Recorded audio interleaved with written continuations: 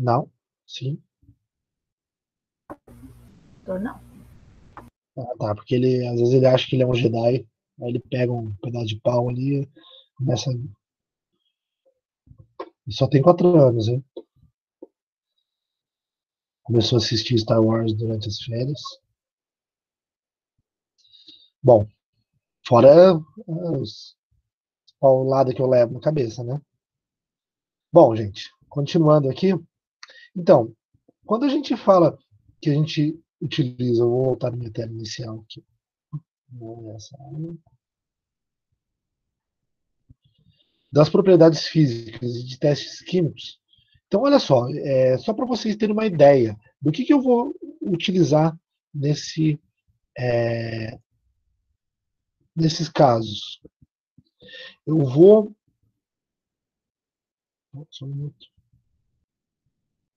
Eu vou diferenciar, por exemplo, olha, se eu pegar o etanol e eu pegar o éter metílico, eles têm funções orgânicas diferentes, certo?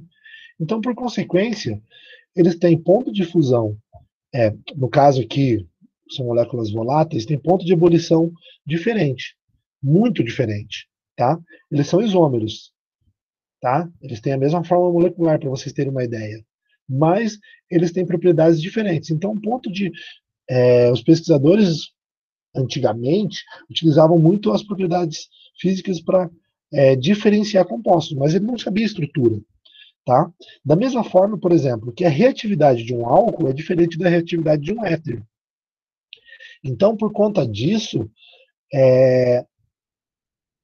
fazer estudos preliminares da estrutura das propriedades físicas e testes químicos auxilia no na compreensão da estrutura do composto orgânico. Para depois a gente achar a massa molecular, tá? A massa molecular, nós vamos ver aqui que é o início da matéria, vamos ver como que chega nela e para chegar no final na fórmula molecular, tá? A massa molecular eu posso chegar através da queima de um composto. Mas olha só um problema que nós temos para isso. Para determinar a estrutura de um composto, para chegar lá na estrutura, eu tenho que ter uma substância pura. Então, purificar esse composto é essencial para que a gente consiga ter sucesso. Então, como é que eu purifico esses compostos? Vocês vão acabar vendo isso nas outras disciplinas, mas existem várias técnicas de purificação, por destilação, por exemplo, mas cromatografia, dentre outras, tá? Mas chegar numa substância pura não é às vezes é o passo mais difícil para a gente chegar na estrutura final da molécula, tá? Então, olha só, o procedimento clássico para determinação da fórmula molecular vem análise elementar, qualitativa.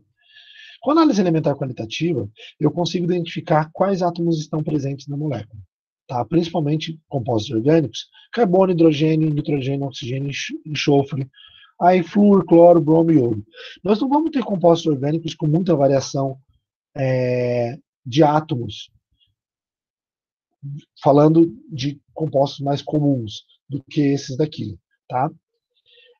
Já na análise elementar quantitativa, eu vou quantificar quanto que tem de cada átomo nessas moléculas.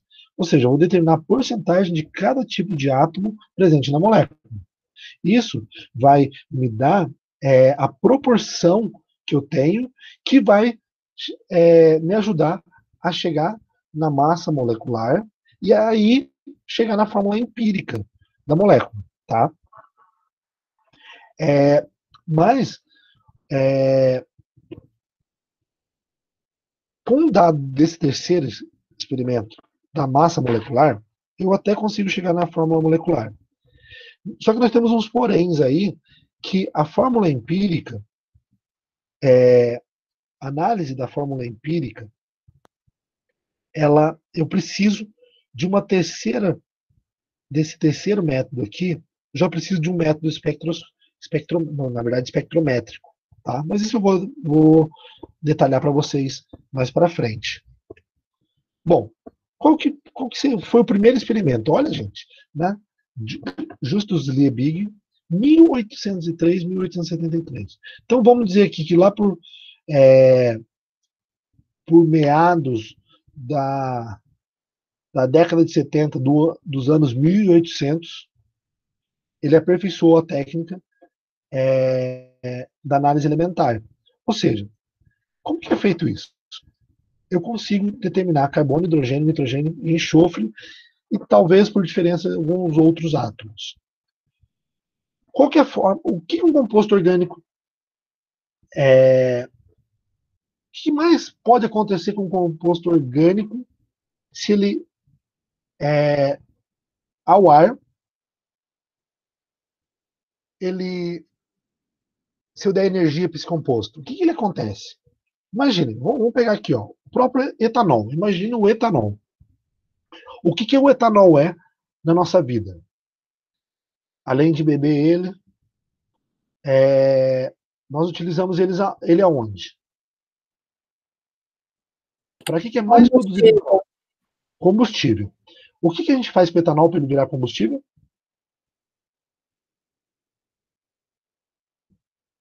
Eu preciso do quê para ele virar combustível? Sim, para ele funcionar no motor. Queimar, não é? Sim, tem que ser Certo? aquecido. Então eu queimo o etanol. Por isso que a gente tem chamados velas no carro, que ele gera uma faísca. Junto com o oxigênio, ele queima, e quando queima etanol, forma o quê? CO2 e água. Então, olha só. Imagine que num cilindro de vidro, a amostra é pesada, com precisão. Então, eu tenho que saber exatamente a quantidade em peso que eu tenho dessa amostra. Na segunda etapa, eu vou tirar toda a água dessa amostra. Por quê? Porque se tiver água, vai me dar um resultado errado, porque a água pode entrar no meu cálculo. E depois, eu tenho um terceiro cilindro, vou eu vou retirar o CO2 dessa amostra, que aí ela vai ser queimada, tá? Então, olha só, esse cálculo aqui, ó, gente, é muito importante para que vocês tentem entender.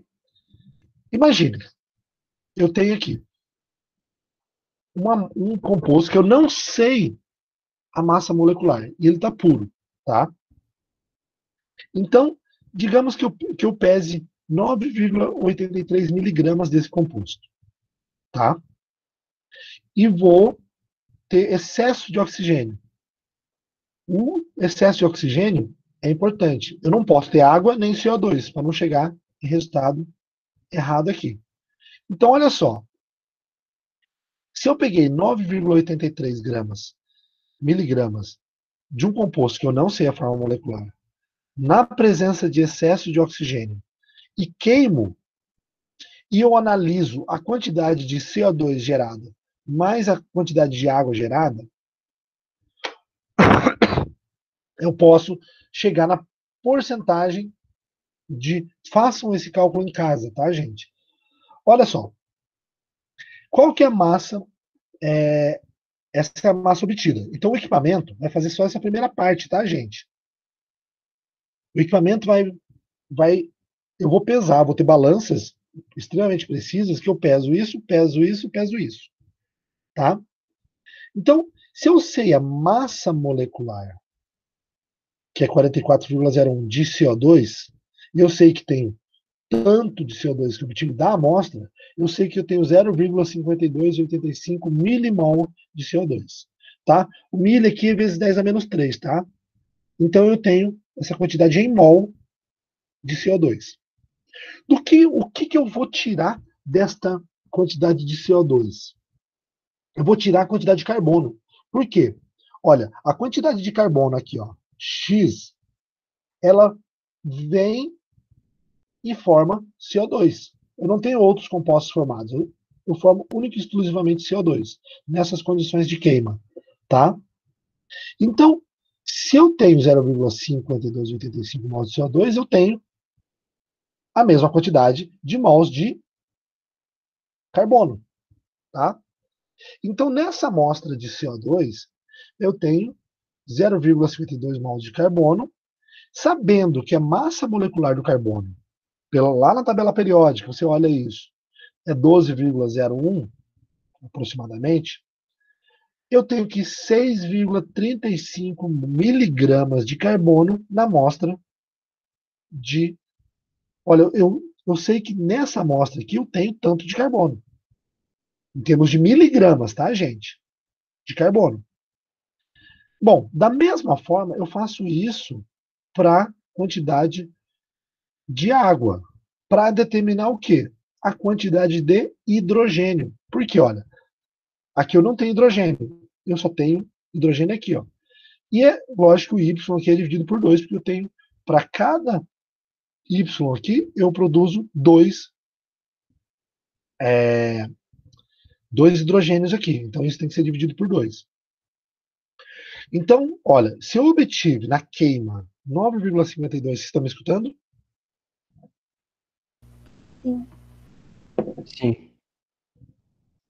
Se eu tive 9,52 miligramas de água obtida, e eu sei que a massa da água é 18,02, eu obtenho 0,528 milimols de água, tá?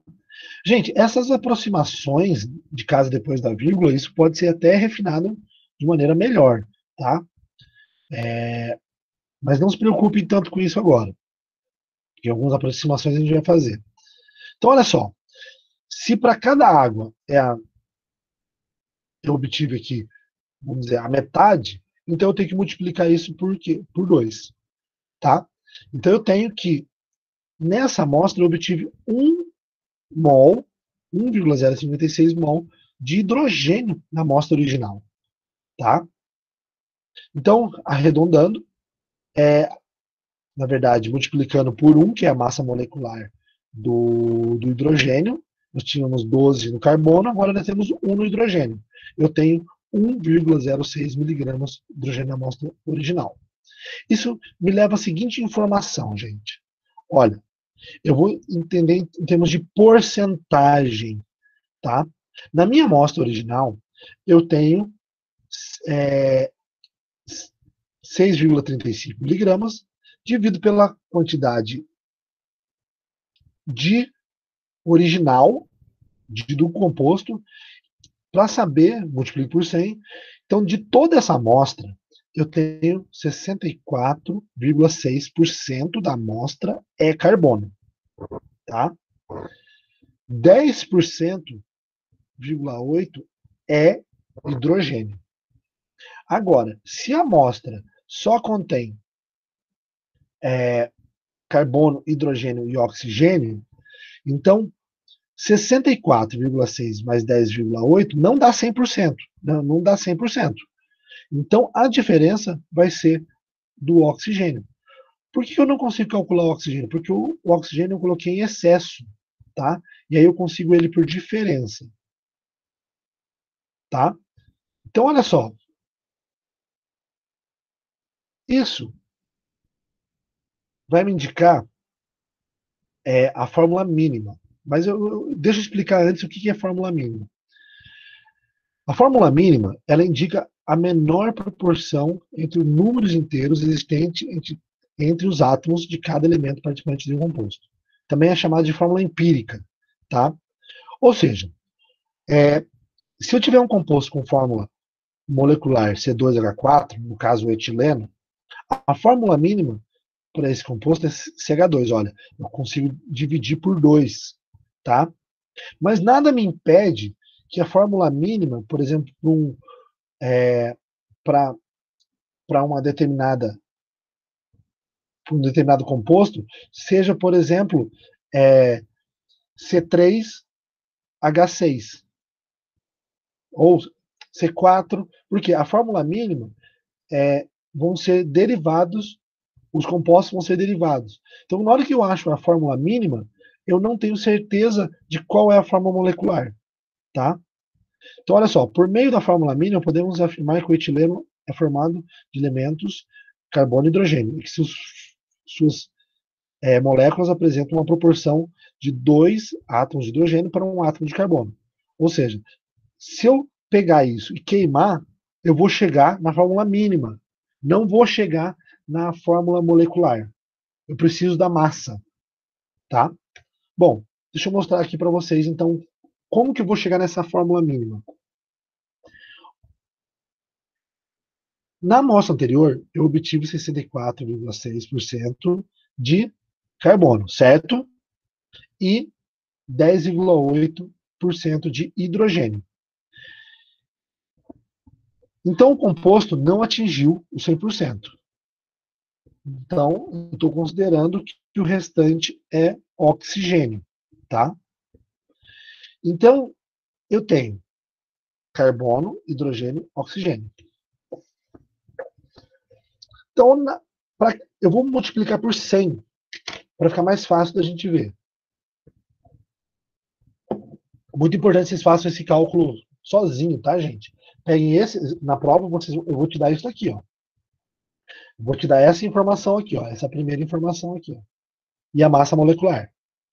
Aí vocês vão achar a forma molecular, tá? É fácil, gente. Depois você faz uma vez, vocês vão ver que é bem facinho. Então, olha só. Se eu tenho 64,6% desse, de carbono, de hidrogênio 10,8% de oxigênio 24,6%, então imagine que eu peguei 100 gramas do composto, certo? 64,6 gramas é carbono, 10,8 hidrogênio e 24,6 de oxigênio. Se eu dividir pela massa molecular, eu vou ter a quantidade em mol de 100 gramas, certo? E olha, não são números inteiros. A massa do carbono 12, a massa do hidrogênio 1 e a massa do oxigênio 16. Então eu tenho essa quantidade em mol. Para ficar números inteiros, eu vou fazer o quê? Eu vou dividir pelo menor valor.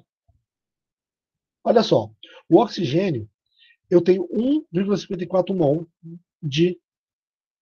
Então, se eu dividir todos por 1,54, eu vou ter uma proporção de 1 mol para 7 para 3,5. Tá? Notem que aqui o carbono ainda ficou 3,5. Só que agora eu vou multiplicar por números inteiros, para chegar só em números inteiros. Que eu não tenho, por exemplo, C,3,25 H7O1. Vou até colocar aqui para vocês. Deixa eu voltar aqui. Ó. A forma molecular desse composto, a fórmula empírica, a fórmula mínima, seria C 3,5, se a gente fizesse dessa forma, H7O1.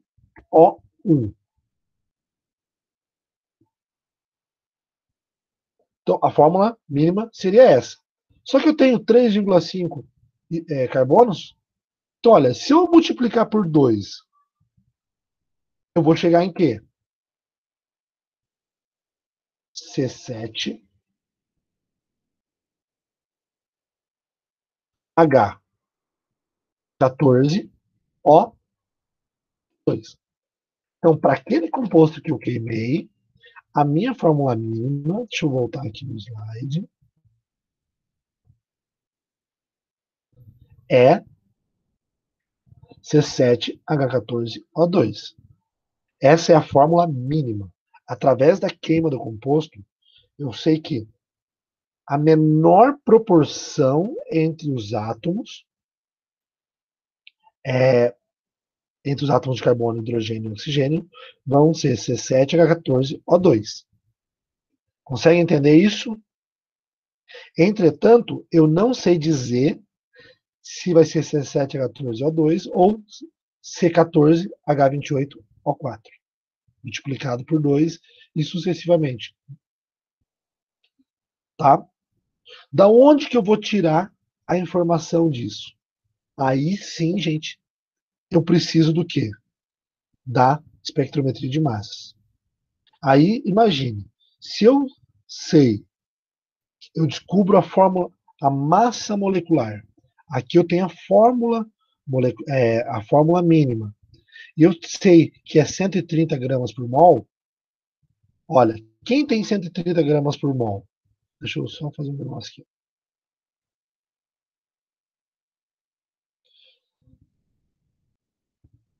Só para ficar mais fácil, vou mostrar aqui. Ó, para essa forma molecular, C7H12, ó, eu tenho. Aqui.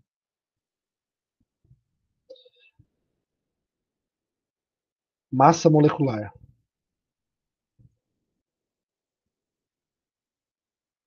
A massa molecular, 130.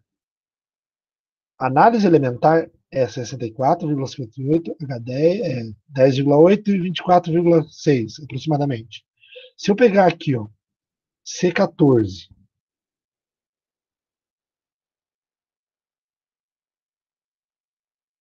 H28, 4, acho que é isso. Notem que a massa molecular ela é o dobro.